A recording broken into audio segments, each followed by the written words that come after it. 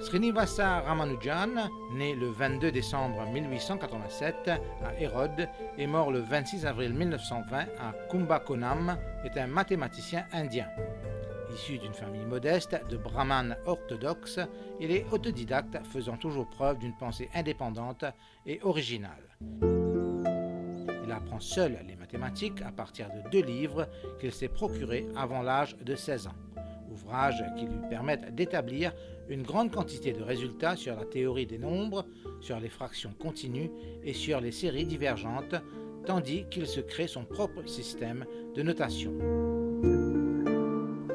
Jugeant son entourage académique dépassé, il publie plusieurs articles dans les journaux mathématiques indiens et tente d'intéresser les mathématiciens européens à son travail par des lettres qu'il leur envoie.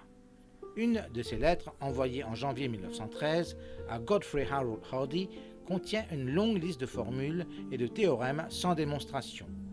Hardy considère tout d'abord cet envoi inhabituel comme une supercherie, puis en discute longuement avec John Littlewood pour aboutir à la conviction que son auteur est certainement un génie, un qualificatif souvent repris de nos jours. Hardy répond en invitant Ramanujan à venir en Angleterre. Une collaboration fructueuse en compagnie de Littlewood en résulte. Affecté toute sa vie par ses problèmes de santé, Ramanujan voit son état empirer lors de son séjour en Angleterre. Il retourne en Inde en 1919 où il meurt peu de temps après à Kumbakonam à l'âge de 32 ans.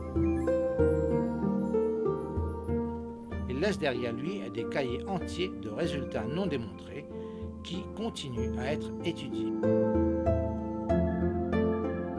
Ramanujan a travaillé principalement sur les fonctions elliptiques et sur la théorie analytique des nombres.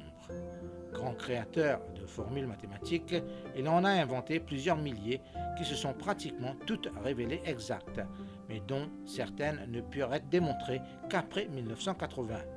À propos de certaines d'entre elles, Hardy, stupéfié par leur originalité, a déclaré qu'un seul coup d'œil suffisait à se rendre compte qu'elle ne pouvait être pensée que par un mathématicien de tout premier rang. Elle devait être vraie, car si elle avait été fausse, personne n'aurait eu assez d'imagination pour les inventer.